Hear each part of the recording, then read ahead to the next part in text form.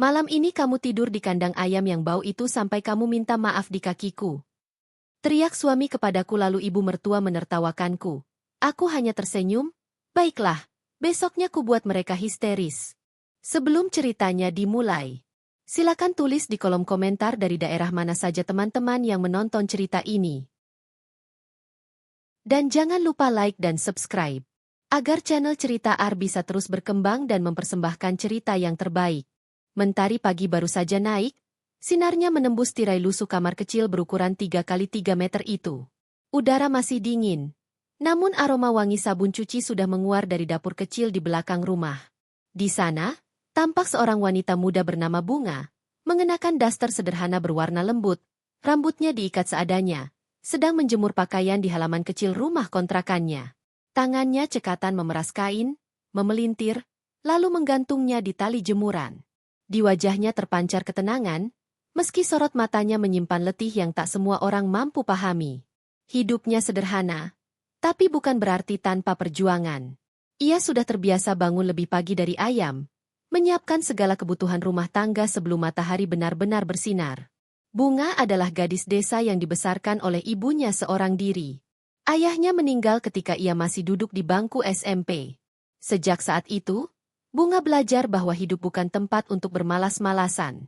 Ia bekerja sambilan di toko kelontong, membantu tetangga menjahit, bahkan pernah menjadi asisten guru di sekolah dasar hanya untuk membantu ekonomi keluarga. Ia tidak pernah mengeluh, sebab baginya, setiap peluh adalah bentuk kasih pada ibunya yang telah berjuang membesarkannya seorang diri. Kehidupan mulai berubah ketika ia bertemu Jaka, pria tampan lulusan universitas ternama, anak satu-satunya dari keluarga berada di kota. Pertemuan itu terjadi tanpa disengaja, di sebuah acara pernikahan teman Bunga yang juga teman kerja Jaka. Hari itu Bunga datang dengan kebaya sederhana, sementara semua tamu mengenakan gaun mahal. Tapi justru kesederhanaannya yang membuat Jaka menatap lebih lama dari biasanya. Bunga tidak tahu bahwa pandangan singkat di antara kerumunan tamu itu akan mengubah seluruh hidupnya. Awalnya, Jaka terlihat sopan, manis, dan penuh perhatian. Ia menjemput Bunga ketika pulang kerja, mengantarnya ke rumah, bahkan membantu ibunya memperbaiki atap bocor suatu hari. Semua orang di sekitar Bunga berkata, "Beruntung sekali kamu, Bunga. Lelaki seperti Jaka sudah jarang." Namun keberuntungan, seperti halnya bunga di musim panas, kadang hanya mekar sebentar. Setelah pernikahan mereka berlangsung dengan sederhana, Jaka membawa Bunga ke rumah besar keluarganya di pinggiran kota. Di sana, Bunga berkenalan dengan sosok yang akan menguji seluruh kesabarannya. Ibu mertua, wanita berwajah tegas, bersuara lantang, dan selalu berbicara tanpa filter. Hari pertama mereka tinggal bersama, Bunga sudah tahu bahwa hidupnya tidak akan mudah. Ibu mertua menatapnya dari ujung kepala hingga kaki, lalu berkata pelan namun tajam, "Kamu cantik, tapi kelihatan biasa. Anak saya pantasnya dapat yang lebih." Bunga hanya tersenyum, seperti biasa. Ia menunduk, mencium tangan ibu mertuanya, dan menjawab lembut, "Saya akan berusaha jadi yang terbaik untuk Mas Jaka dan keluarga." Kata-kata itu tulus, tapi bagi ibu mertua, ketulusan adalah kelemahan. Dan sejak hari itu, Bunga harus belajar berjalan di atas duri tanpa alas kaki, menjaga sikap, kata, dan senyum di rumah yang terasa asing. Rutinitas Bunga setiap hari selalu sama. Bangun sebelum subuh, menyiapkan sarapan, mencuci baju, mengepel lantai, lalu membantu ibu mertua di dapur. Namun, sekecil apapun usaha Bunga, selalu ada celah di mata ibu mertua. Jika nasi agak lembek, ia akan mengeluh. Perempuan desa, masak nasi saja tidak bisa. Jika lantai sedikit basah, ia berkata, "Sudah menikah, tapi seperti pembantu baru belajar kerja." Bunga hanya diam. Ia menunduk, menyembunyikan rasa sakitnya di balik senyum kecil. Di dalam hati, ia berdoa setiap hari agar suaminya melihat semua usahanya. Tapi Jaka jarang di rumah. Ia bekerja sebagai supervisor di sebuah perusahaan otomotif dan sering pulang larut malam. Ketika pulang pun, ia hanya makan, mandi, lalu tidur. Bunga tetap melayaninya dengan lembut. Ia tidak mengeluh, meskipun kadang rasa sepi menggigit lebih dalam daripada lapar. "Mas, makan malam sudah siap," ucap Bunga suatu malam sambil membawa piring nasi ke meja makan. Jaka hanya mengangguk tanpa menatap. Iya, taruh aja di meja, jawabnya datar. Bunga duduk di ujung meja, memperhatikan suaminya yang sibuk dengan ponsel. Wajah Jaka dingin, matanya tak lagi sehangat dulu. Ia makan cepat-cepat, lalu berdiri sebelum Bunga sempat membuka percakapan. Hati-hati kerja lembur terus, Mas, kata Bunga mencoba mencairkan suasana. Jaka hanya menjawab, iya. Satu kata, pendek, dingin, dan menyakitkan. Malam itu, ketika Bunga selesai mencuci piring, ibu mertua masuk ke dapur dengan tatapan tajam. Kamu pikir saya tidak tahu, ya? Jaka itu sekarang pulang cepat karena bosan di rumah ini. Lihat dirimu, tidak bisa dandan, tidak bisa bicara pintar. Kamu pikir anak saya bahagia hidup denganmu? Bunga menunduk. Tangannya gemetar memegang kain lap. Saya akan belajar, Bu, jawabnya pelan. Belajar? Dari dulu juga kamu cuma bisa ngomong gitu. Suara ibu mertua meninggi. Perempuan bodoh. Kalau bukan karena anak saya kasihan, kamu tidak akan pernah masuk rumah ini. Ucapan itu seperti belati. Tapi Bunga tetap diam. Ia tahu membantah hanya akan membuat semuanya lebih buruk. Setelah ibu mertua pergi, Bunga duduk di kursi kecil dapur. Matanya berkaca-kaca. Tapi di sela air mata, ia tersenyum kecil. Ia selalu mengingat pesan ibunya. Kalau kamu menikah, nak, sabarlah. Karena sabar bukan berarti kalah, tapi memilih jalan tenang saat dunia menantang. Pesan itu kini menjadi satu-satunya pegangan hidupnya. Hari berganti minggu, minggu berganti bulan. Bunga semakin terbiasa dengan cibiran, bentakan, dan sindiran. Ia mulai tahu kapan harus diam, kapan harus pura-pura tidak dengar. Namun, ada kalanya tubuhnya lelah. Ia sering jatuh sakit karena terlalu banyak pekerjaan rumah, tapi tidak ada yang peduli. Suaminya bahkan tidak tahu bahwa Bunga pernah pingsan saat mencuci pakaian di halaman. Suatu pagi, ketika ia sedang menjemur pakaian, tetangganya, Mbak Nani, menghampirinya. Bunga, kamu nggak apa-apa? Kok kelihatan pucat banget, sih? Bunga tersenyum. Nggak apa-apa, Mbak. Cuma kurang tidur. Mbak Nani menggeleng. Kamu itu baik banget. Tapi kalau disakitin terus, nanti bisa mati pelan-pelan. Loh? Bunga hanya tertawa kecil. Saya percaya kebaikan itu akan dibalas Tuhan, Mbak. Namun, setelah Mbak Nani pergi, senyumnya perlahan pudar. Ia tahu kebaikan tak selalu dibalas kebaikan. Tapi ia tetap percaya bahwa diamnya tidak sia-sia. Sore itu, Bunga duduk di ruang tamu sambil menjahit pakaian robek milik suaminya. Tiba-tiba, suara mobil berhenti di depan rumah. Ibu mertua buru-buru keluar sambil berteriak. Itu pasti Jaka. Cepat ambilkan sandal, Bunga. Bunga bergegas mengambil sandal. Tapi sebelum sempat menaruhnya, ibu mertua sudah lebih dulu menyambut anaknya dengan tawa riang. Anakku sayang, gimana kerjaanmu? Jaka tersenyum lelah. Lumayan, Bu. Ibu mertua mengelus pundaknya. Lalu menatap Bunga sekilas. Anak saya pulang kerja capek. Kamu jangan ganggu, ya? Biarkan dia istirahat. Bunga mengangguk. Iya, Bu.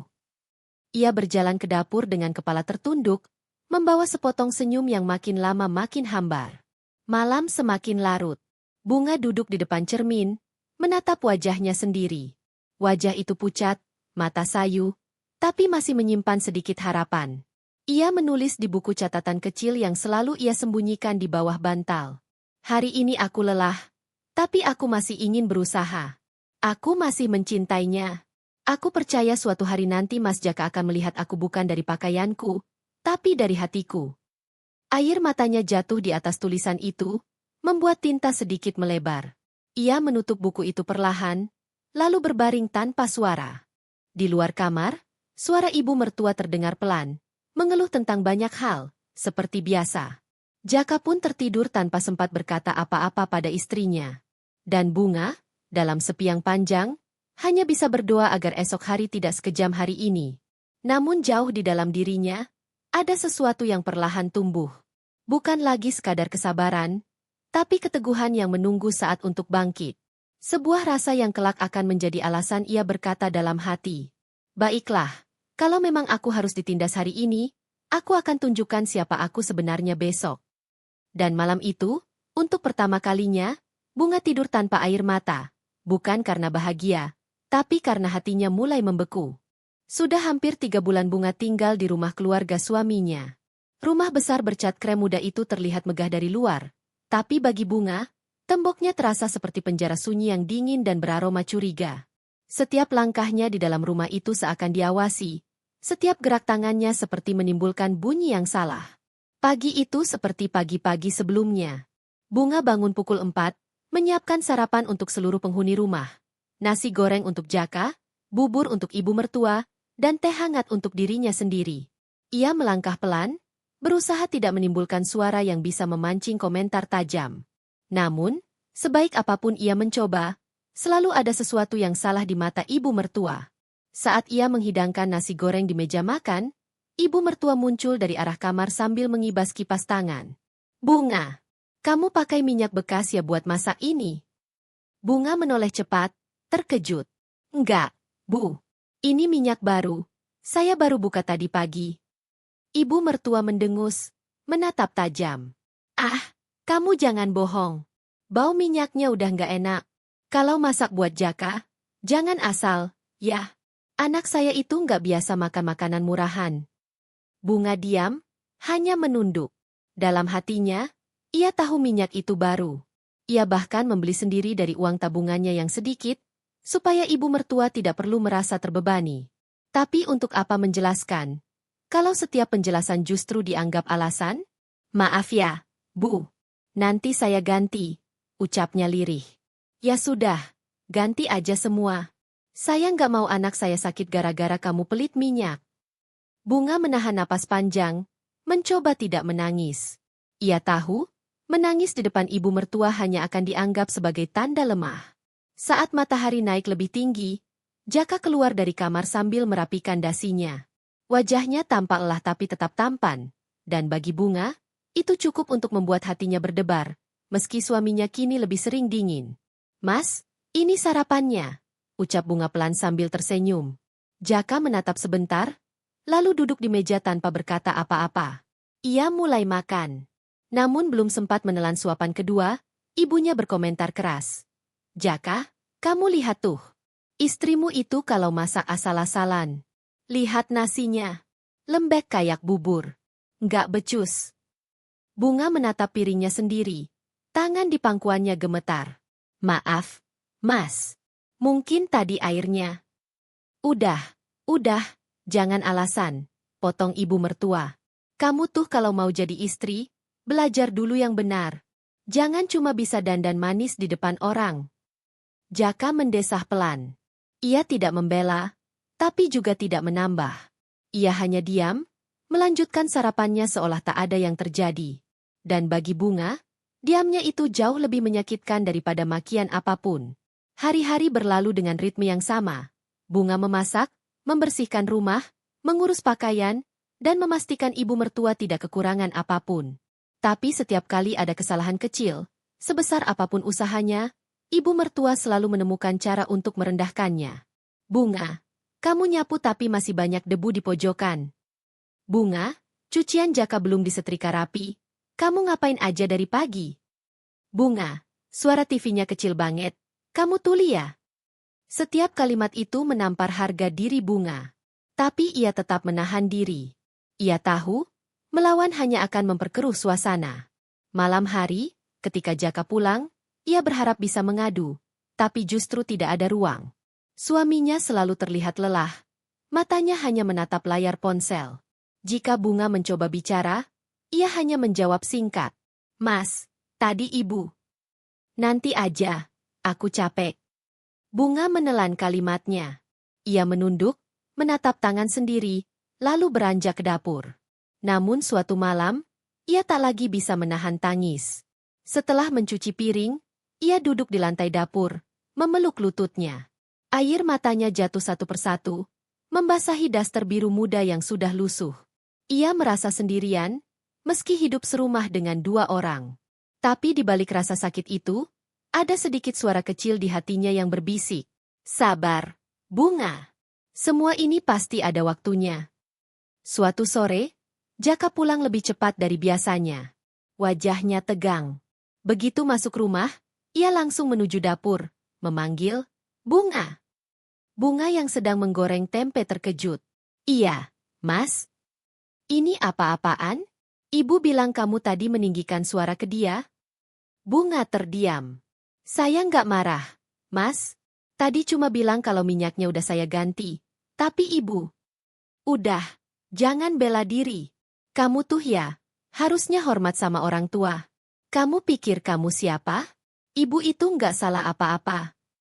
Suara Jaka meninggi. Ibu mertua yang duduk di ruang tamu menatap dengan senyum puas. Bunga menggigit bibirnya kuat-kuat. "Saya nggak bermaksud kurang ajar, Mas. Saya cuma..." "Cukup," bentak Jaka. "Mulai sekarang, kamu kalau ngomong sama ibu, hati-hati. Aku nggak mau dengar dia tersinggung gara-gara kamu." Bunga hanya menunduk. "Iya, Mas." Kalimat itu pendek, tapi di dalamnya terkandung 1000 luka. Setelah Jaka masuk kamar, ibu mertua berjalan pelan mendekat.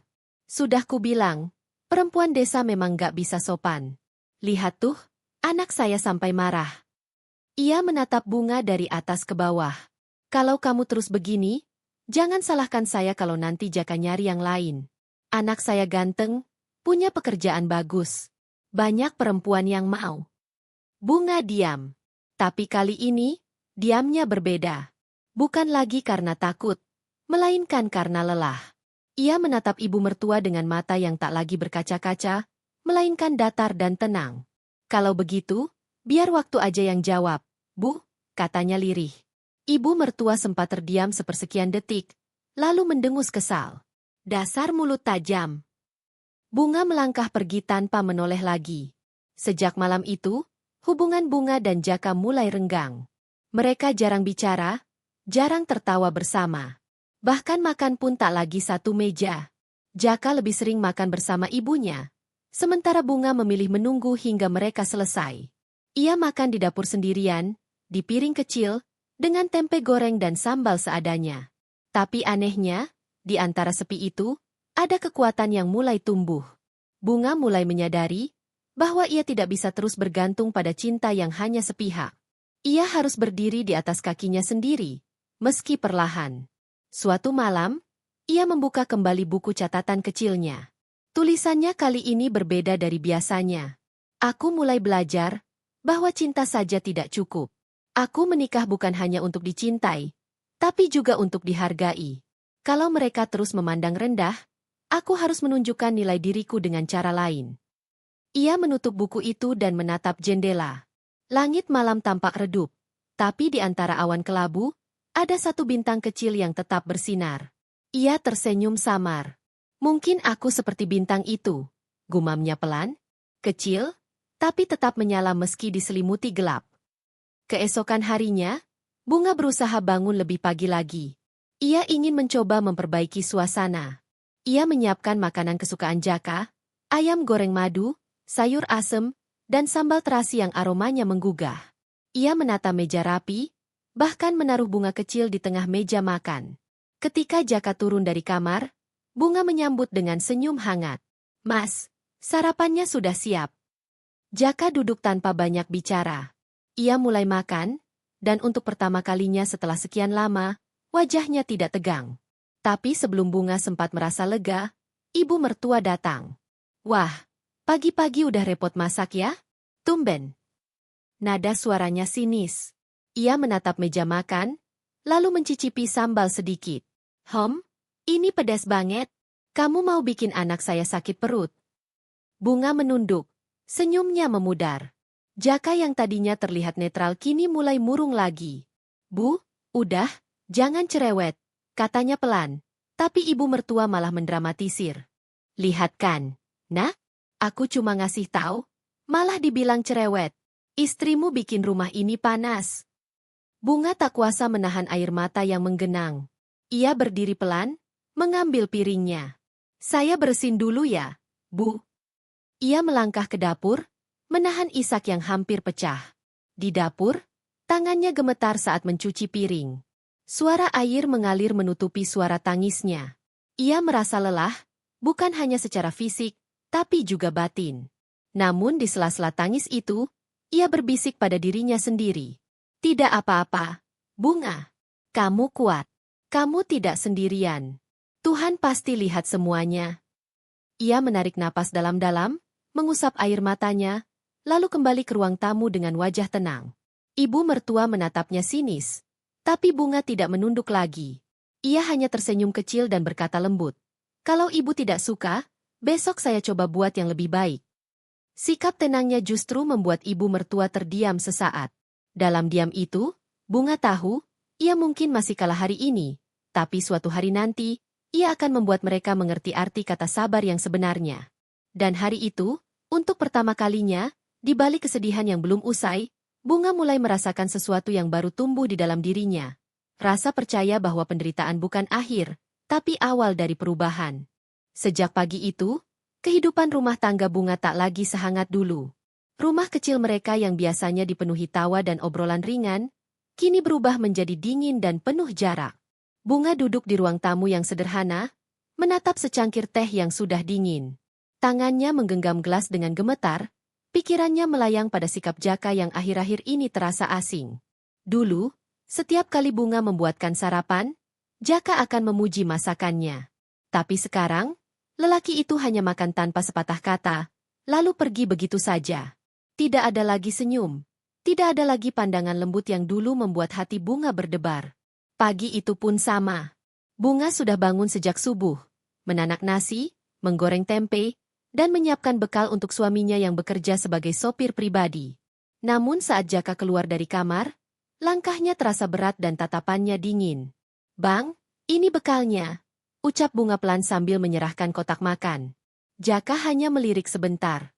"Nggak usah. Aku makan di luar aja," jawabnya datar, lalu mengambil jaketnya tanpa menoleh. Bunga terdiam. Kata-kata itu terasa seperti tamparan. Bukan karena dia menolak bekal itu, tapi karena nada suaranya. Dingin. Tidak lagi seperti seorang suami yang penuh kasih. Ia hanya bisa menatap punggung Jaka yang menjauh, meninggalkan aroma sabun mandi yang perlahan memudar bersamaan dengan suara pintu yang tertutup keras. Bunga menunduk.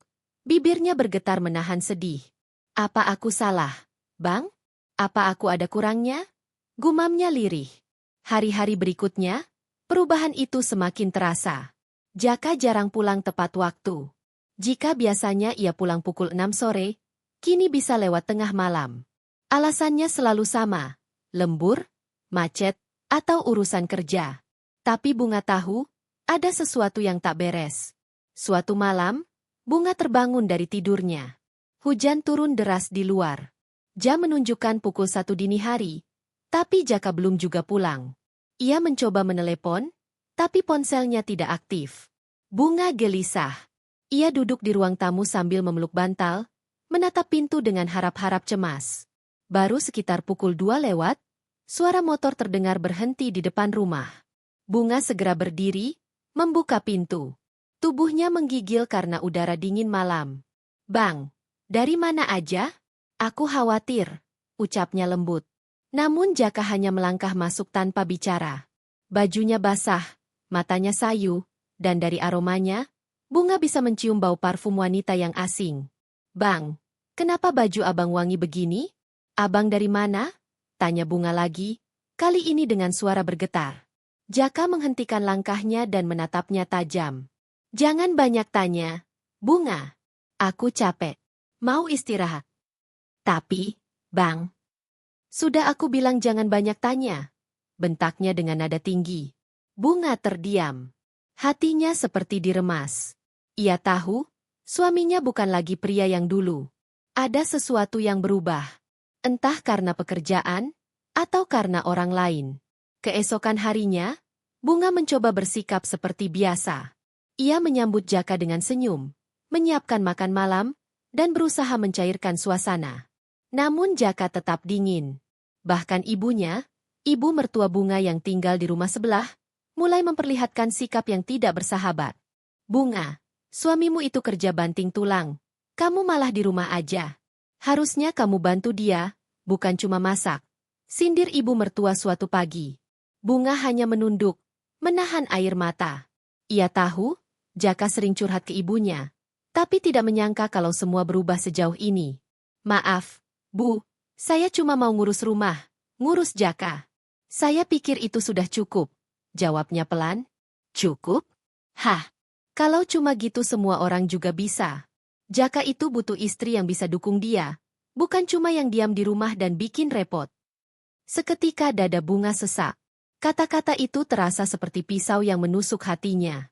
Ia mencoba tersenyum meski bibirnya gemetar. Malamnya, Jaka pulang dengan wajah muram. Bunga mencoba menemaninya makan malam, tapi tak satu kata pun keluar dari bibir Jaka. Suasana rumah hening, hanya terdengar suara sendok yang beradu dengan piring. Bang, panggil Bunga pelan. Jaka tidak menjawab. Bang, aku cuma mau nanya, apa abang masih sayang sama aku? Pertanyaan itu membuat Jaka berhenti makan. Ia menatap Bunga dengan mata yang tajam dan dingin. Pertanyaan bodoh. Aku capek. Bunga, jangan mulai drama, katanya singkat, lalu meletakkan sendoknya dan beranjak pergi ke kamar. Bunga tertegun di tempat. Air matanya jatuh tanpa bisa ditahan. Dalam keheningan malam, ia hanya bisa menatap pintu kamar yang tertutup rapat. Ia tahu, ada sesuatu yang salah. Tapi ia juga tahu, cinta membuatnya terlalu takut kehilangan. Dan di lubuk hatinya, Bunga mulai berbisik pada diri sendiri. Jika perubahan ini terus berlanjut, entah sampai kapan ia bisa menahan luka yang makin dalam setiap harinya. Namun yang lebih menakutkan, ia mulai merasakan sesuatu yang akan jauh lebih buruk sedang menunggu di depan. Sebuah badai dalam rumah tangga yang dulu ia kira penuh cinta. Hari itu, matahari bersinar terik, seolah ikut menambah panas di dada Bunga. Ia baru saja pulang dari pasar, membawa sayur dan kebutuhan rumah tangga di tangan kirinya, sementara tangan kanan menggenggam uang pas-pasan hasil sisa belanja. Keringat mengalir di pelipisnya, bajunya sedikit basah karena berjalan cukup jauh di bawah terik matahari. Sesampainya di rumah, Bunga segera menata bahan-bahan masakan di dapur kecil mereka yang sederhana. Seperti biasa, ia ingin menyiapkan makan siang kesukaan Jaka, sayur asem, sambal terasi, dan ikan goreng. Meskipun sederhana, ia selalu berusaha membuat makanan itu dengan penuh kasih. Ia berharap bisa sedikit mencairkan suasana di antara mereka yang akhir-akhir ini terasa begitu kaku. Namun siang itu, ketika Jaka pulang dari kerja, Bunga langsung tahu bahwa harapannya sia-sia. Dari cara Jaka membuka pintu saja, ia bisa merasakan amarah. Pintu dibanting begitu keras hingga getarannya membuat gelas di meja hampir jatuh. Bang, sudah pulang? Sapa Bunga hati-hati. Jaka tidak menjawab. Ia langsung menaruh tas kerjanya di sofa dan menatap dapur dengan wajah kesal. Ini apaan? Rumah berantakan begini. Kamu ngapain aja dari pagi? Katanya dengan nada tinggi. Bunga kaget. Ia baru saja selesai menyapu dan belum sempat mengepel lantai karena ingin menunggu masakan matang. Maaf, Bang. Aku baru mau bersihin lantainya setelah masakan ini selesai. Tadi aku ke pasar. Selalu alasan, potong Jaka keras. Aku kerja dari pagi sampai sore. Capek, pulang-pulang lihat rumah kayak kapal pecah begini. Istri macam apa kamu ini, Bunga? Bunga menelan ludah. Ia tahu suaminya sedang marah, tapi ucapan itu tetap membuat dadanya perih. Maaf, Bang. Aku nggak maksud. Diam. Aku muak dengar kata, maaf, terus. Kalau cuma bisa minta maaf, semua orang juga bisa, Bunga. Air mata Bunga mulai menggenang, tapi ia tetap mencoba tegar. Ia tahu, menangis di depan Jaka hanya akan membuat keadaan semakin buruk. Tak lama kemudian, ibu mertua datang dari rumah sebelah. Suaranya terdengar dari pintu, penuh nada menyindir. Ada apa ribut-ribut? Jak? Rumah sampai kedengaran keluar. Jaka langsung mengeluh di depan ibunya. Ibu lihat sendiri, rumah berantakan. Masakan belum siap juga. Padahal udah hampir jam 2. Aku capek kerja, malah disambut kayak gini. Ibu mertuanya menatap Bunga dari ujung kepala sampai kaki, lalu tertawa kecil sinis. Ya ampun, Bunga? Kamu tuh istri atau pembantu sih? Kalau nggak bisa urus rumah kecil kayak gini, gimana mau bantu suami sukses? Nggak heran Jaka sering ngeluh ke ibu. Ucapan itu seperti pisau yang menancap di dada Bunga.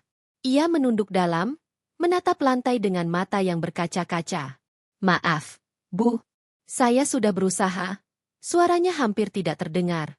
Berusaha? Hasilnya mana? Ibu tiap datang selalu lihat kamu kayak orang baru bangun tidur. Rambut acak-acakan, muka pucat. Kalau kamu pengen suamimu betah di rumah, minimal lihat diri sendiri dulu. Dandan kek, biar enak dilihat. Tawa kecil keluar dari bibir ibu mertuanya. Sementara Jaka hanya diam, tidak membela sedikit pun. Ia malah duduk di kursi, menyulut rokok dan menghela napas panjang, seolah setuju dengan semua ucapan ibunya. Bunga tak bisa berkata apa-apa. Ia hanya berdiri kaku, menatap panci sayur asem yang mulai mendidih di kompor. Uap panasnya seolah menyatu dengan panas di matanya yang menahan tangis. Sore itu, setelah Jaka dan ibunya selesai makan, Bunga duduk sendirian di dapur. Piring kotor masih bertumpuk di wastafel, tapi ia tak sanggup lagi berdiri. Tubuhnya lemas, hatinya remuk. Ia menatap tangannya yang kasar karena terlalu sering bekerja, lalu menghela napas berat. Kenapa mereka nggak pernah lihat aku berusaha? Ya, Tuhan, gumamnya lirih. Kenapa semua yang aku lakukan selalu salah? Ia tahu, penghinaan itu bukan yang terakhir. Tapi karena cintanya yang tulus, ia tetap mencoba bertahan. Ia berharap suatu hari Jaka bisa melihat ketulusannya, bukan kekurangannya. Namun malam harinya, luka itu semakin dalam. Saat Bunga sedang mencuci piring, Jaka keluar dari kamar sambil memegang baju kerja yang sudah disetrika. Ia mengibaskan kemeja itu dengan wajah tidak puas. Ini kenapa kusut begini? Kamu nyetrika pakai apa? Batu? Bunga langsung menghentikan cucian piringnya. Maaf, Bang, mungkin aku kurang panasin setrikanya. Selalu alasan. Dasar perempuan gak becus. Suara keras Jaka menggema di dapur, membuat Bunga membeku. Dan yang paling menyakitkan, saat itu ibu mertua ikut tertawa dari ruang depan. Hahaha. Jak, sabar aja. Istrimu itu kan kampungan. Wajar kalau nggak bisa ngurus apa-apa. Dulu ibu juga heran, kenapa kamu nikah sama dia? Lihat aja, mukanya aja udah kelihatan kayak orang susah. Bunga terdiam. Air matanya jatuh tanpa suara. Tapi di dalam hati, ada sesuatu yang berubah. Bukan hanya rasa sakit, tapi juga tekad. Ia tahu dirinya bukan wanita sempurna. Tapi ia juga tahu, harga dirinya tidak pantas diinjak begitu rendahnya. Sejak malam itu, Bunga mulai berjanji dalam hati. Suatu hari nanti, mereka akan menyesal sudah menghina dirinya. Namun sebelum hari itu datang, ia harus melalui lebih banyak luka. Luka yang akan mengubah dirinya sepenuhnya. Langit malam tampak gelap dan menakutkan. Petir sesekali menyambar, seolah ikut menyalakan bara emosi yang selama ini dipendam di dalam rumah kecil itu. Angin berhembus kencang, membuat tirai ruang tamu bergoyang dan suara pintu berderit pelan. Tapi suara itu tidak sekeras teriakan yang sebentar lagi akan pecah. Bunga duduk di ruang tengah, menunggu Jaka yang belum juga pulang. Jam sudah menunjukkan pukul 11 malam. Ia menatap ponsel di pangkuannya, belasan panggilan yang ia lakukan tak satu pun dijawab. Hatinya diliputi cemas, bukan hanya karena takut sesuatu terjadi pada suaminya, tapi juga karena firasat buruk yang semakin hari makin kuat. Biasanya Jaka pulang membawa wajah letih tapi tetap mau bicara.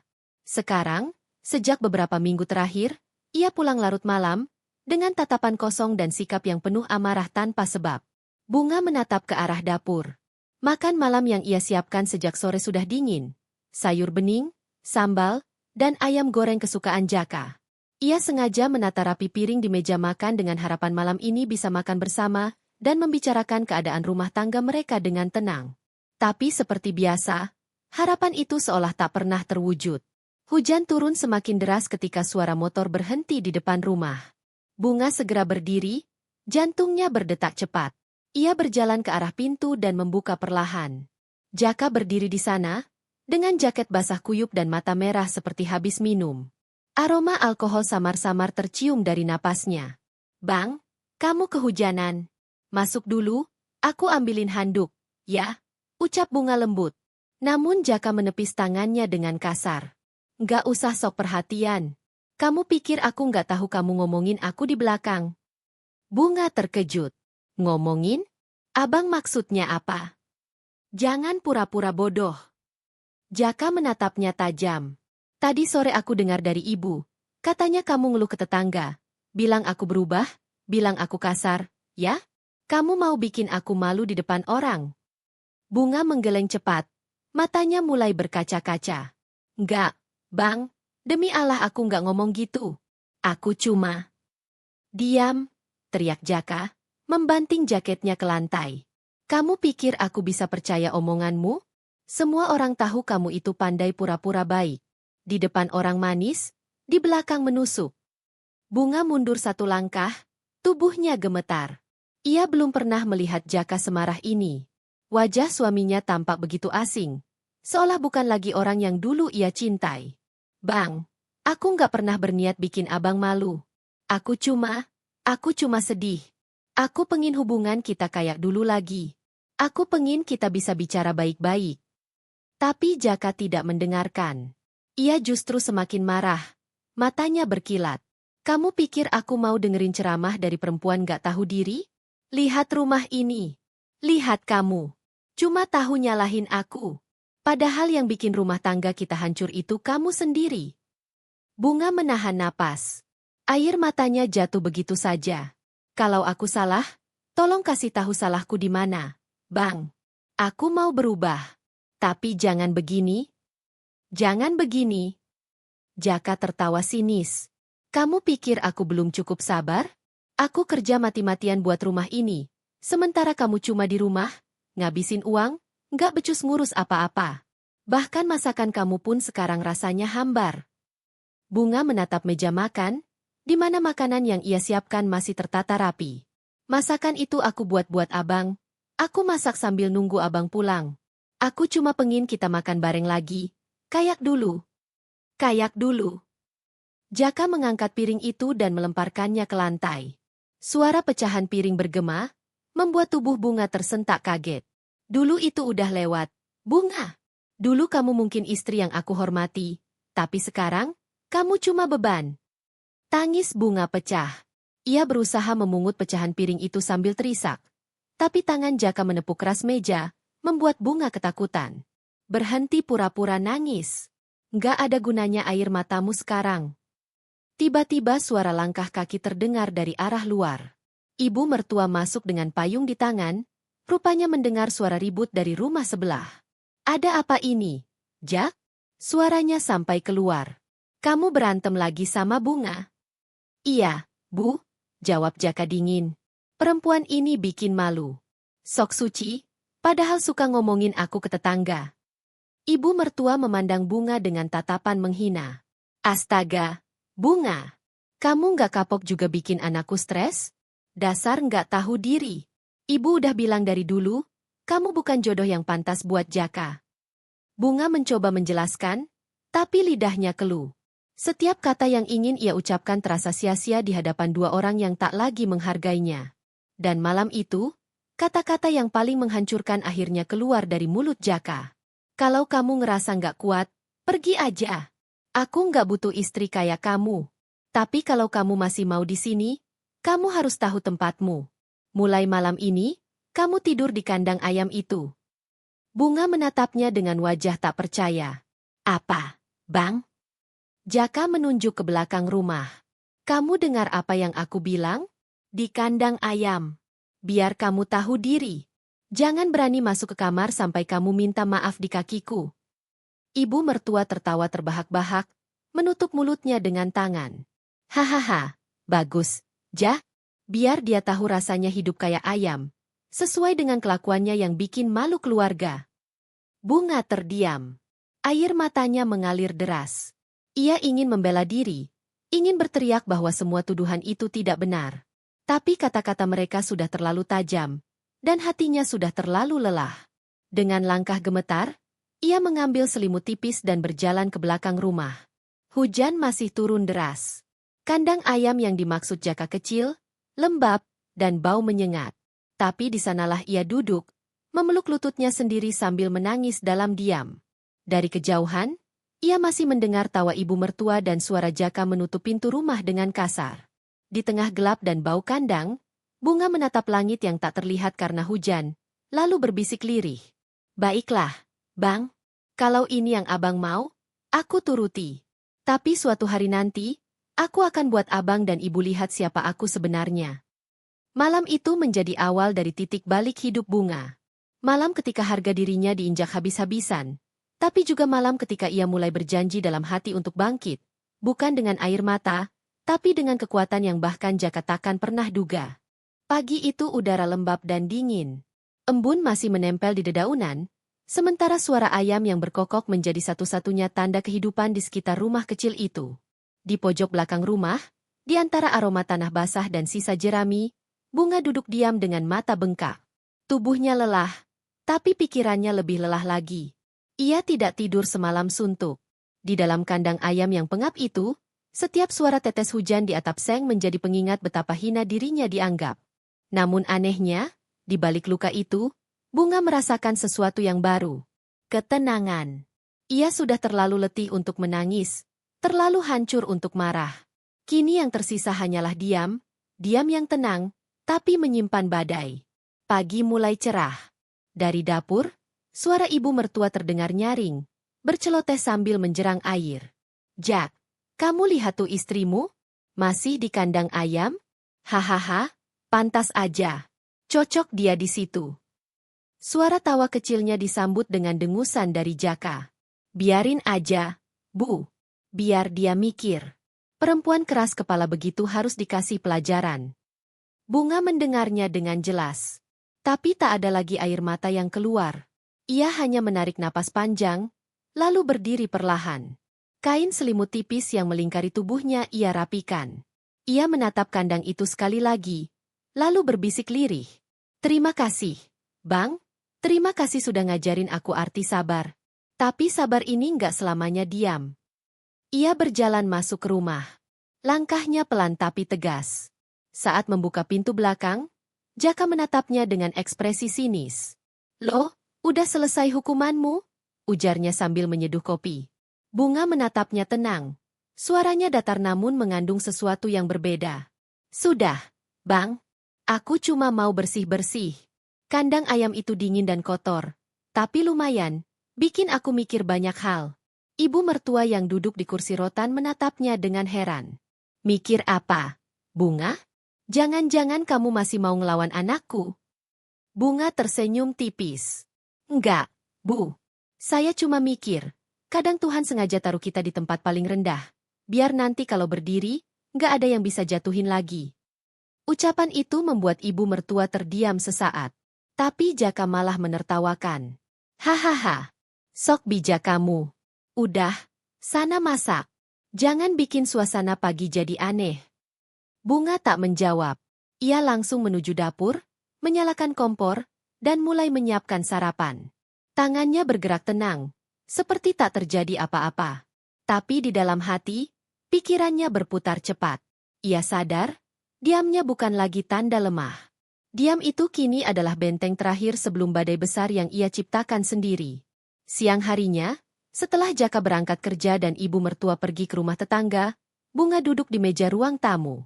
Ia menatap foto pernikahan mereka yang tergantung di dinding. Foto yang dulu ia banggakan, kini terasa seperti ejekan. Dalam foto itu, Jaka tersenyum hangat memegang tangannya, sementara ia sendiri menatap penuh harapan. Kini, semua itu terasa palsu. "Cinta memang bisa bikin orang buta," bisiknya lirih. Tapi kebodohan tidak bisa bertahan selamanya. Ia berdiri, mengambil sapu, dan mulai membersihkan rumah. Setiap sudut ia lap, setiap debu ia singkirkan. Tapi bukan karena ingin membuktikan dirinya lagi, melainkan karena ia ingin menyiapkan langkah baru. Rumah itu mungkin tidak lagi berisi cinta, tapi ia akan menjadikannya tempat lahirnya kekuatan baru. Menjelang sore, ibu mertua kembali. Ia langsung memanggil dari ruang depan, "Bunga, bikinin teh panas. Ibu haus." Bunga menghentikan sapu dan menjawab lembut, "Baik, Bu." Suaranya tenang. Tidak ada nada marah sedikit pun. Tapi entah kenapa, ketenangan itu justru membuat sang mertua merasa tidak nyaman. Saat Bunga membawa teh ke ruang depan, ibu mertua memandangnya curiga. "Kamu kenapa sih, Bunga? Kok sekarang diam terus? Biasanya kan nangis-nangis. Minta maaf ke Jaka?" Bunga tersenyum sopan. "Saya cuma nggak mau banyak bicara, Bu. Saya lagi belajar ngerti keadaan. Ibu mertua mendengus. Heh, jangan mikir aneh-aneh ya. Ingat, kamu tuh cuma numpang di rumah ini. Kalau Jaka bosan, kamu bisa diusir kapan aja. Bunga menunduk. Saya tahu, Bu. Tapi setelah itu ia menatap ke arah luar jendela, ke pohon mangga yang tumbuh di halaman. Tatapannya tajam, tidak lagi kosong. Malamnya, Jaka pulang seperti biasa, lewat jam 10 malam, dengan bau parfum asing yang menusuk hidung. Bunga tidak bertanya apa-apa. Ia hanya menyiapkan air hangat dan menunggu di ruang makan. Bang, airnya udah siap. Kalau abang mau mandi, ucapnya pelan. Jaka hanya melirik, lalu bergumam, gak usah sok perhatian. Aku bisa sendiri. Bunga mengangguk tanpa menjawab. Ia tahu, membantah hanya akan memancing kemarahan. Tapi kali ini, bukan takut yang membuatnya diam. Ia hanya sudah tak ingin lagi berdebat untuk sesuatu yang tidak berharga. Setelah Jaka masuk ke kamar, Bunga berjalan keluar rumah. Ia duduk di kursi kecil di teras, menatap langit malam yang kelam. Angin malam berhembus lembut, menyentuh wajahnya yang pucat namun tenang. Dulu aku pikir kekuatan itu datang dari cinta. Ternyata salah, katanya pelan, seolah berbicara pada dirinya sendiri. Kekuatan sejati datang dari luka yang kamu pelajari, dari air mata yang kamu telan tanpa suara. Di dalam rumah, Jaka tertidur dengan dengkuran berat. Ibu mertua juga sudah lelap. Tapi Bunga masih terjaga. Matanya menatap jauh ke depan, seolah menembus masa depan yang mulai ia rancang sendiri. Diam itu kini menjadi senjata. Senyap itu berubah jadi sinyal bahaya. Ia tidak akan membalas dengan teriakan, tapi dengan langkah pasti. Dan malam itu, untuk pertama kalinya, Jaka dan ibunya tidak tahu bahwa mereka baru saja menyalakan api kecil di hati seorang wanita yang sebentar lagi akan menyala jadi kobaran besar. Pagi itu udara terasa berat. Hujan baru saja reda, namun sisa-sisanya masih menempel di kaca jendela. Bunga berdiri di dapur, menatap panci nasi yang masih mengepul. Tangannya menggenggam sendok sayur, namun pikirannya jauh melayang. Semalam, setelah penghinaan yang begitu menyakitkan dari Jaka dan ibu mertuanya, ia memutuskan untuk diam. Tapi di dalam diamnya, Bunga mulai mendengar dan melihat hal-hal yang selama ini luput dari perhatiannya. Sudah beberapa minggu ini, Jaka sering pulang larut malam. Alasannya selalu sama, lembur di bengkel, Bu. Tapi anehnya, setiap kali ia mencium baju kerja suaminya, tak pernah ada bau oli atau besi seperti biasanya. Yang tercium malah wangi parfum wanita. Awalnya Bunga menepis pikiran buruk itu, mencoba berpikir positif, mencoba percaya pada suaminya. Tapi semakin hari, tanda-tanda itu semakin jelas. Suatu sore, ketika Jaka mandi, Bunga membuka ponselnya yang tergeletak di meja makan. Tangan Bunga bergetar, hati berdebar kencang. Ia tahu, membuka ponsel suami tanpa izin adalah hal yang salah. Tapi batinnya menjerit ingin tahu. Ingin tahu kebenaran di balik semua perubahan sikap suaminya. Pesan-pesan di layar membuat matanya panas dan jantungnya serasa berhenti berdetak. Sayang, nanti malam ketemu di tempat biasa ya. Aku rindu. Iya, aku juga. Jangan lupa bawa jaketku, kamu lucu banget waktu pakai itu. Nama pengirimnya, Rani. Bunga menggigit bibir bawahnya. Nama itu tak asing. Rani adalah teman lama Jaka, gadis yang dulu sempat hadir sebelum ia menikah dengan Bunga. Dulu Jaka sering menyebut nama Rani dengan nada kecewa, katanya wanita itu meninggalkannya demi pria kaya. Tapi sekarang, rupanya api lama itu menyala lagi. Air mata Bunga jatuh tanpa bisa ditahan. Jadi ini alasannya? Bisiknya pelan. Langkah kaki terdengar mendekat. Ia buru-buru menutup ponsel itu dan meletakkannya kembali di tempat semula.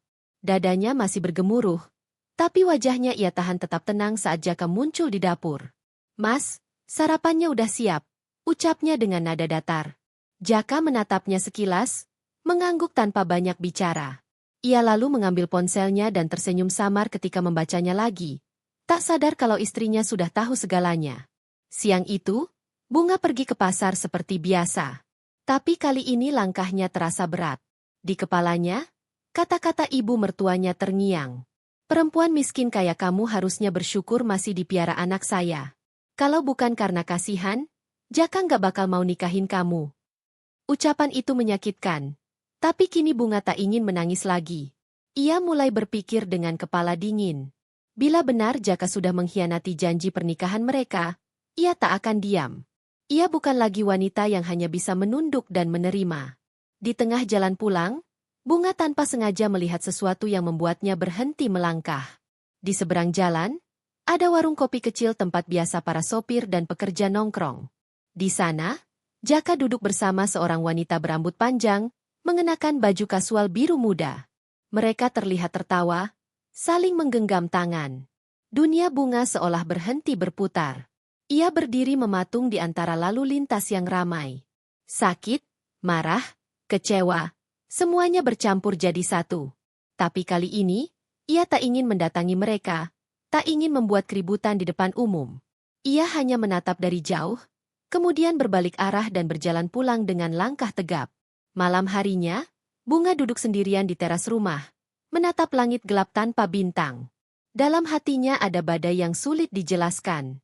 Ia tahu, apa yang baru ia temukan hari ini akan mengubah segalanya. Tapi di balik sakit itu, ada kekuatan baru yang tumbuh perlahan. Ketika Jaka pulang larut malam, Bunga sudah menunggu di ruang tamu. Lampu hanya menyala redup, menambah tegang suasana. Mas pulang jam segini terus, lembur lagi? Tanyanya pelan. Jaka sedikit terkejut melihat istrinya belum tidur. Iya, tadi banyak kerjaan. Kerjaan di bengkel? Iya, emang kenapa? Bunga menatap matanya tajam. Kerjaan di bengkel, atau kerjaan sama Rani? Jaka sontak menegakkan tubuhnya. Apa maksudmu? Suaranya meninggi, tapi sorot matanya gugup.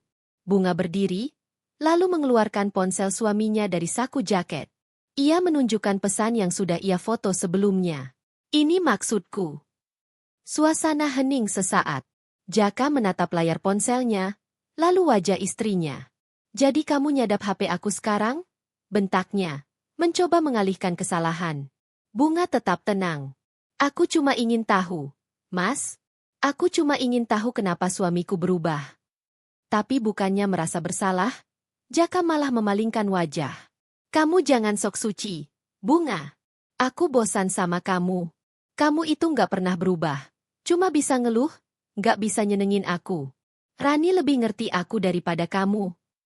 Kata-kata itu seperti pisau menusuk jantung Bunga.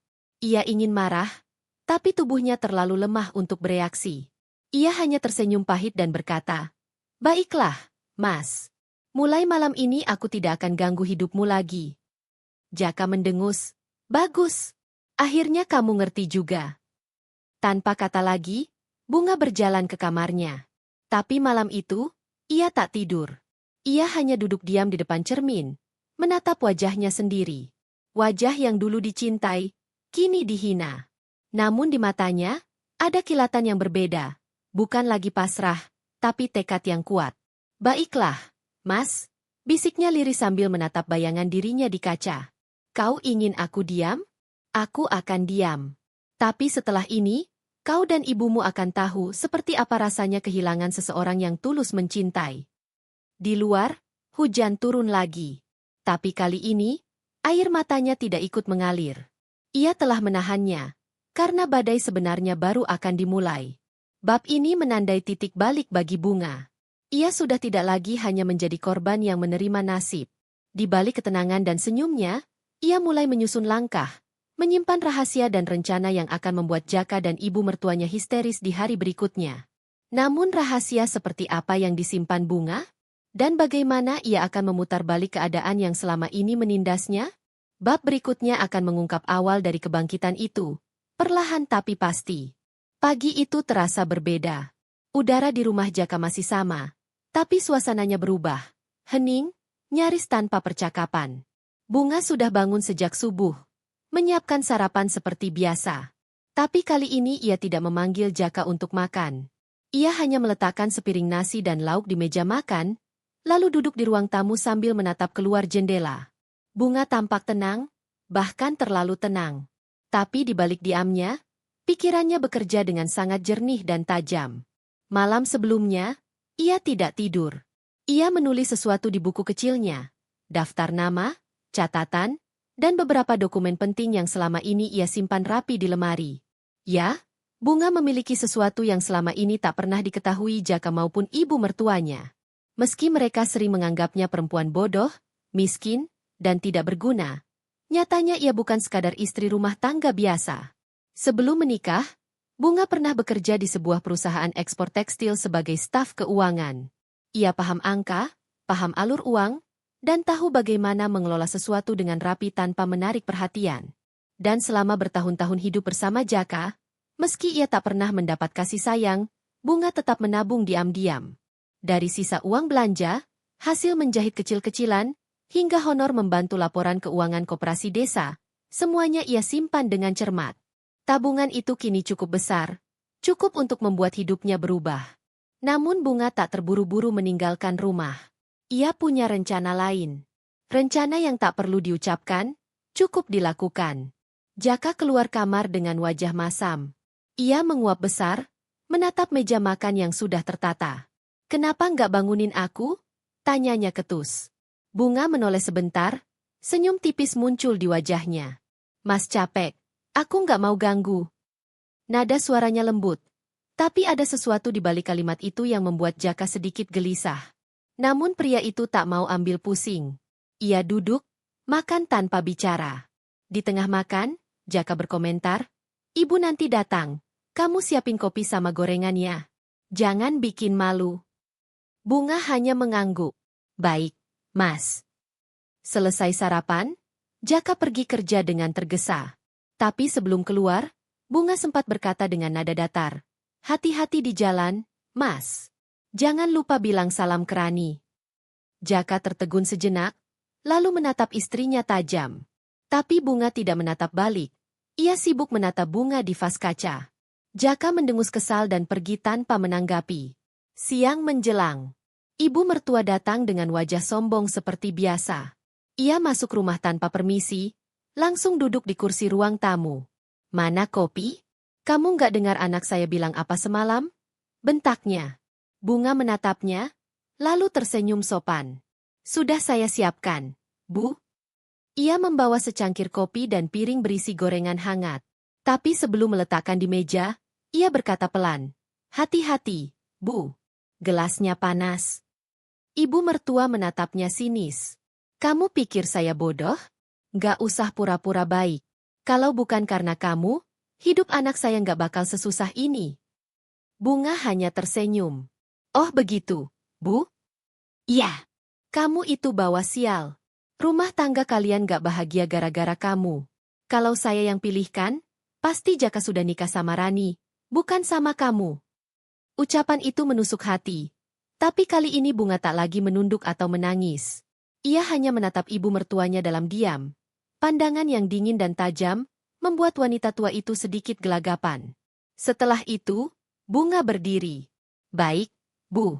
Saya pamit sebentar, ada urusan keluar." "Urusan apa lagi?" "Perempuan gak tahu diri." "Saya tahu, Bu. Justru karena saya tahu diri, saya pamit dengan baik." Bunga pergi meninggalkan rumah, sementara ibu mertua masih menggerutu. Tapi perempuan itu tidak tahu, langkah Bunga hari itu adalah langkah pertama menuju perubahan besar. Bunga menuju ke sebuah ruko kecil di pinggir kota. Di sana, ia bertemu dengan seorang pria parubaya, Pak Rudi, manajer koperasi tempat ia dulu membantu urusan keuangan. "Bu Bunga, sudah lama sekali tidak ke sini," sambut Pak Rudi hangat. Bunga tersenyum. "Iya, Pak. Saya mau ambil tabungan yang dulu pernah saya titipkan." Pak Rudi mengangguk, mengambil berkas dari lemari dan menyerahkannya. Jumlah uang di rekening itu cukup besar, hasil tabungan bertahun-tahun. "Kalau Ibu mau, saya bisa bantu carikan tempat usaha juga," tawar Pak Rudi. Bunga mengangguk perlahan. "Iya, Pak. Saya mau buka usaha kecil saja. Mungkin toko bahan jahit. Saya ingin mulai hidup sendiri." Kalimat itu sederhana, tapi mantap. Malamnya, saat Bunga pulang, Jaka dan ibunya sedang duduk di ruang tamu. "Dari mana aja kamu?" "Hah?" bentak Jaka begitu ia masuk. Bunga tersenyum kecil. "Dari luar, Mas. Ngurus sesuatu." "Ngurus apa?" Kamu pikir rumah ini bisa kamu tinggalkan seenaknya? Rumah ini? Bunga menatap sekeliling, lalu menatap suaminya dengan pandangan dalam. Mas, rumah ini milik siapa? Ya jelas milik aku. Dari hasil keringatku. Bunga tersenyum lagi. Oh begitu. Ia melangkah ke meja, membuka sebuah map coklat yang ia bawa, lalu meletakkannya di depan Jaka. Kalau begitu, tolong baca ini. Jaka membuka map itu. Isinya beberapa dokumen rumah dan sertifikat tanah. Ini apa? Itu semua atas nama aku, Mas, jawab Bunga dengan nada datar. Jaka mendengus. Kamu bohong. Coba lihat tanda tangan pemilik. Dulu rumah ini memang Mas beli. Tapi Mas titipkan atas namaku waktu Mas masih berhutang sama koperasi. Mas bilang, biar nggak disita kalau belum lunas. Sekarang hutang itu sudah lunas. Tapi nama di surat tetap atas namaku. Jaka membeku. Ibu mertua langsung berdiri dengan wajah memerah. Kamu licik, Bunga. Kamu mau rebut rumah ini? Bunga menatapnya tajam.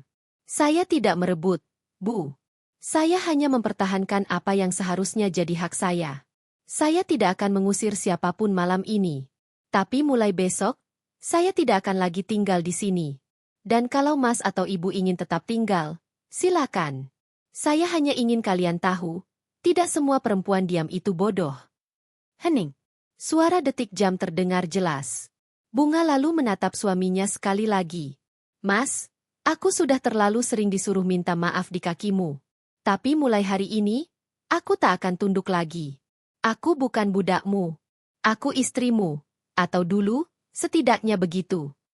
Setelah berkata begitu, Bunga berjalan menuju kamarnya.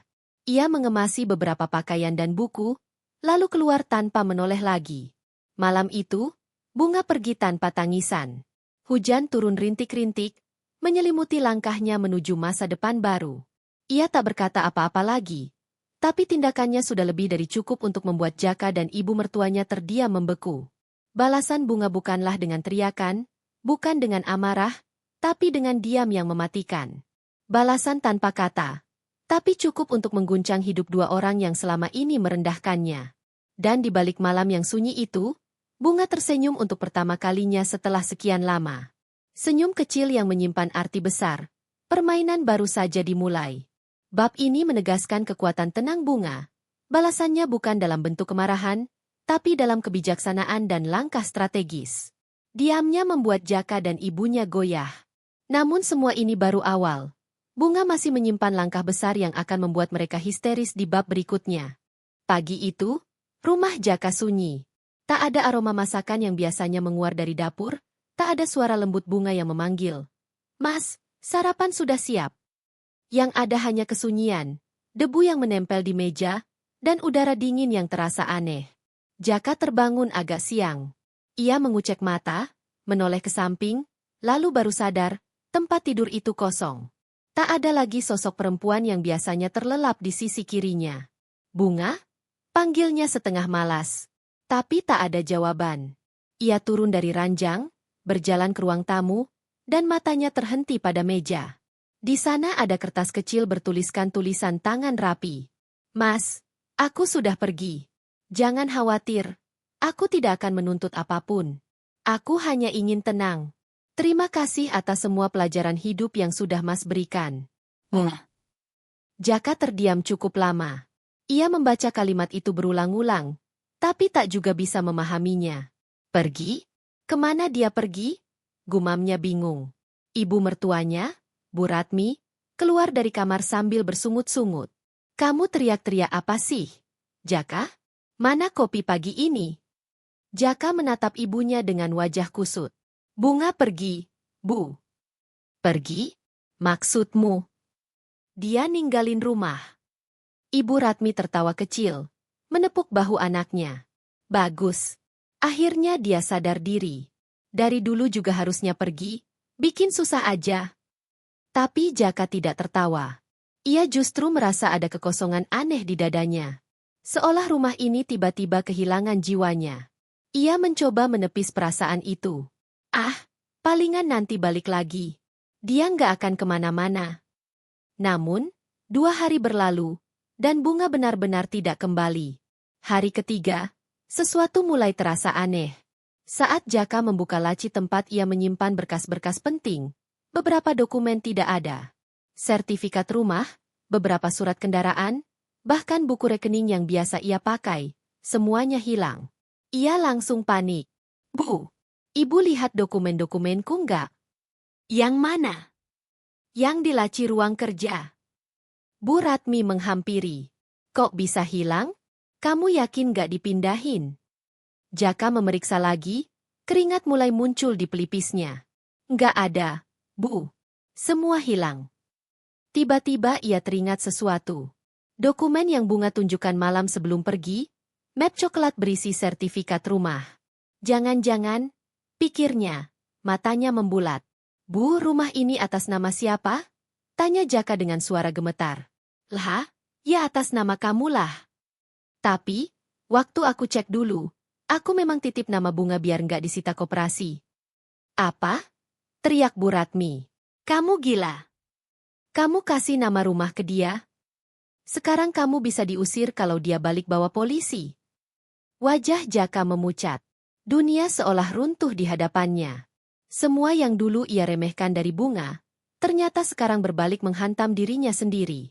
Beberapa hari kemudian, Jaka pulang dari bengkel dalam keadaan murung. Ia mendapati rumahnya kini gelap dan berdebu. Ibu Ratmi duduk di kursi ruang tamu, wajahnya kusut, tanpa riasan seperti biasanya. Bu, uang belanja bulan ini, saya belum bisa kasih. Gaji telat, katanya pelan. Terus kita makan apa? Omel ibunya.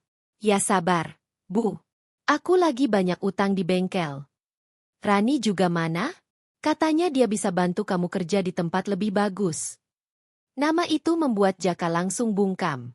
Hubungannya dengan Rani pun kini berantakan. Rani menjauh begitu tahu keadaan Jaka mulai sulit.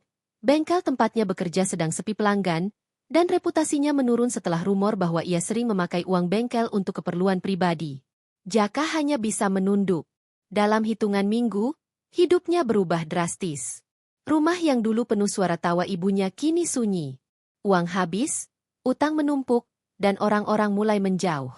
Suatu sore, Jaka pulang lebih cepat dari biasanya.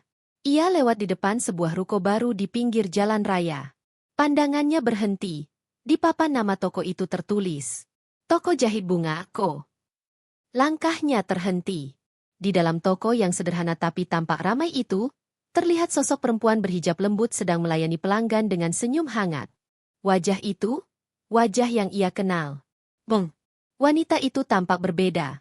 Lebih dewasa, lebih tenang, lebih berwibawa. Senyumnya bukan lagi senyum pasrah, tapi senyum seorang perempuan yang tahu apa artinya kebebasan dan harga diri. Jaka tak sadar kalau matanya memanas. Ia menatap dari balik kaca, ingin masuk tapi ragu. Ia tidak berani. Karena di dalam sana, ia bukan lagi suami. Ia hanyalah masa lalu yang telah kehilangan arti. Beberapa hari kemudian, kabar menyebar di kampung. Ternyata Bunga kini menjadi pengusaha kecil yang sukses. Toko jahitnya laris, dan ia sering membantu warga dengan membuka lapangan kerja bagi ibu rumah tangga. Sementara Jaka, ia kehilangan pekerjaan karena bengkel tempatnya bekerja bangkrut. Ia mencoba mencari pekerjaan lain, tapi namanya sudah tercemar. Suatu malam, Jaka duduk di teras rumah gelapnya bersama ibunya. Angin malam berhembus, membawa dingin dan rasa penyesalan yang tak terucap. Bu, katanya pelan, kalau waktu bisa diputar, aku nggak akan pernah bentak dia seperti dulu. Bu Ratmi menatap kosong. Ibu juga. Salah. Ibu pikir dia cuma perempuan bodoh. Tapi ternyata dia jauh lebih pintar dari kita. Nak? Mereka berdua terdiam lama. Hening. Hanya suara jangkrik yang terdengar di luar rumah.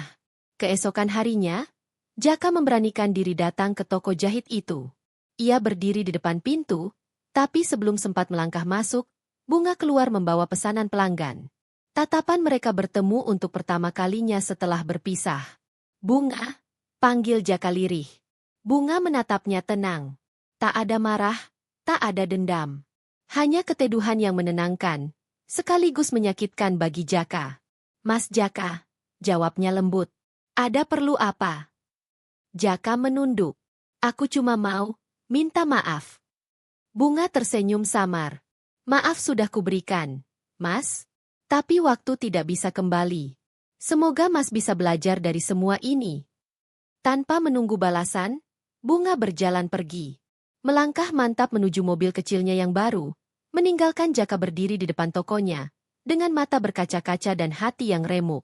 Hari itu benar-benar menjadi hari mereka tersadar bahwa perempuan yang dulu mereka hina, perempuan yang mereka suruh tidur di kandang ayam, ternyata lebih kuat dari yang mereka sangka. Dan tanpa sepatah kata pun, Bunga telah membalas semuanya, dengan kesuksesan, ketenangan, dan harga diri yang tak ternilai. Sementara Jaka dan ibunya hanya bisa menatap dari kejauhan, menyesali hari-hari yang tak bisa diulang. Mereka akhirnya mengerti. Keheningan seorang wanita bukan berarti kelemahan. Tapi bisa jadi itu adalah peringatan sebelum badai balasan datang. Tanpa suara, tapi menghancurkan.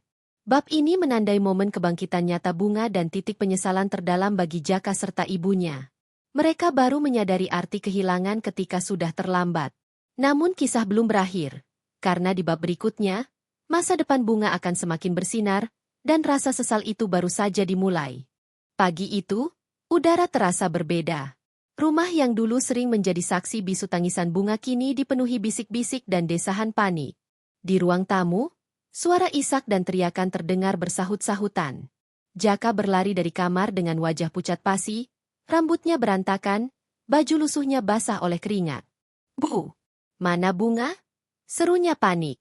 Ibunya, Ratmi, yang biasanya selalu bicara lantang dan sombong, kini terduduk lemas di sofa, menggenggam surat yang baru saja dibacanya.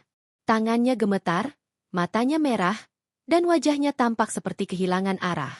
Dia pergi, Jaka." Suara Ratmi bergetar, nyaris tak terdengar. Jaka mendekat, merebut surat itu dari tangan ibunya. Ia membaca dengan terburu-buru. Suaranya terhenti di tengah-tengah kalimat. "Aku pergi bukan untuk kabur, tapi untuk tenang. Kalian sudah menghancurkan harga diriku, tapi Tuhan memberiku kekuatan untuk membalas bukan dengan kebencian, melainkan dengan keberhasilan. Suatu hari nanti, kalian akan tahu siapa aku sebenarnya." Surat itu ditandatangani, Bunga. "Gak mungkin, ini gak mungkin." Jaka memukul meja keras hingga vas bunga di atasnya jatuh dan pecah berhamburan. "Dia gak mungkin ninggalin aku kayak gini. Dia pasti cuma ngancam doang." Namun kali ini, tak ada yang menjawabnya. Tak ada suara pintu kamar terbuka. Tak ada langkah kaki lembut yang biasa datang menenangkan. Rumah itu terasa hampa, seperti kehilangan nyawanya. Ratmi menatap Jaka dengan pandangan kosong. "Ini salahmu, Kak. Semua ini salahmu. Kamu yang bikin dia pergi. Kamu yang bikin rumah ini kayak neraka." Jaka menatap ibunya dengan mata merah, marah sekaligus hancur. "Jangan salahin aku. Ibu yang selalu hina dia. Ibu yang bilang dia gak pantas masuk keluarga kita." Ratmi berdiri dengan tubuh gemetar. "Aku cuma mau yang terbaik buat kamu. Dia itu gak selevel sama kita." "Gak selevel?" Jaka menjerit. "Kalau dia gak selevel, kenapa sekarang aku gak bisa hidup tanpa dia? Kenapa justru aku yang kalah?" Ketegangan itu pecah seperti bom. Barang-barang di meja berjatuhan, kursi terbalik, dan suara kaca pecah terdengar bergema di seluruh rumah. Tak lama, adik Jaka, Tania, berlari masuk dengan wajah panik. "Mas, Bu, cepat keluar. Lihat." Mereka bertiga keluar ke halaman, dan di sana terparkir 3 mobil mewah hitam berderet di depan rumah. Dari salah satu mobil keluar seorang pria berpakaian formal hitam dengan wajah tegas. Ia membawa map tebal dan menyerahkannya pada Jaka. "Selamat pagi. Saya dari kantor hukum dan perusahaan milik Ibu Bunga." Kalimat itu membuat Jaka terpaku. "Perusahaan? Milik siapa?" "Perusahaan Ibu Bunga," ulang pria itu tenang. "Mulai hari ini, rumah ini sudah tidak atas nama Anda lagi. Semua properti yang digunakan dari uang Ibu Bunga telah dikembalikan ke pemilik sahnya." Ratmi ternganga. "Apa?" teriaknya histeris. "Anak kampung itu punya perusahaan. Kamu salah orang." Pria itu tetap tenang. Ia membuka map dan menunjukkan dokumen lengkap dengan cap resmi. "Tidak, Bu. Ini sah secara hukum. Ibu Bunga adalah pemilik utama perusahaan besar Amara Group. Semua aset atas nama ibu dan Tuan Jaka telah dialihkan ke pihaknya, karena sumber modal awal berasal dari beliau. Ratmi memukul dadanya keras-keras sambil berteriak. Tidak. Aku gak percaya. Itu gak mungkin. Dia cuma perempuan miskin yang aku hina setiap hari. Tania hanya bisa menatap kertas itu dengan mata berkaca-kaca. Mas, jadi selama ini, dia bukan orang biasa. Jaka menjatuhkan diri ke tanah. Surat dari pengacara itu terlepas dari tangannya, tertiup angin. Wajahnya pucat, napasnya tersengal. Dia ingat bagaimana dulu ia menertawakan Bunga karena penampilannya sederhana. Bagaimana ia memalingkan wajah saat Bunga mencoba menjelaskan sesuatu tentang pekerjaannya. Ternyata, di balik kesederhanaannya, Bunga menyimpan rahasia besar. Ratmi masih menjerit-jerit histeris, menampar wajahnya sendiri, menangis tanpa arah. Kenapa aku sejahat itu sama dia? Kenapa aku hina dia tiap hari? Ya Tuhan, kenapa aku gak sadar? Tetangga mulai berdatangan, menatap dari jauh dengan bisik-bisik. Bukannya itu Bunga yang dulu tinggal di sini? Katanya dia sukses sekarang. Iya, aku lihat di berita tadi pagi. Ada artikel, CEO cantik Amara Group kembali ke tanah air setelah menjadi pemimpin bisnis di luar negeri. Namanya Bunga Prameswari, itu pasti dia. Jaka mendongak pelan, matanya berkaca-kaca. Bunga, kamu sengaja bikin aku kayak gini, ya? Suaranya nyaris tak terdengar. Kamu bales aku, tanpa marah, tanpa kata-kata. Tapi kenapa sakitnya begini? Ratmi berlutut di depan pagar rumah, berteriak ke arah mobil hitam yang mulai melaju pergi. Bunga, maafin ibu. Tolong, nak, ibu salah. Ibu minta ampun. Namun mobil itu tak berhenti. Hanya bayangan kecil Bunga di dalamnya yang sempat terlihat menatap keluar jendela. Matanya sayu namun tegas. Ia tak perlu membalas dengan kemarahan. Hidupnya sendiri sudah menjadi balasan paling sempurna. Ketika mobil itu hilang di tikungan, rumah keluarga Jaka menjadi sunyi. Ratmi jatuh pingsan di depan pagar. Sementara Jaka menatap kosong ke arah jalan yang sama. Hatinya hancur. Bukan hanya karena kehilangan istri, tapi karena baru sekarang ia sadar, cinta, kesetiaan, dan kesabaran seorang wanita seperti Bunga adalah sesuatu yang tak akan pernah bisa ia beli kembali dengan apapun. Dan di kejauhan, di dalam mobilnya, Bunga menatap langit biru dengan mata berkaca. Ia berbisik pelan, akhirnya, mereka tahu siapa yang benar-benar kalah.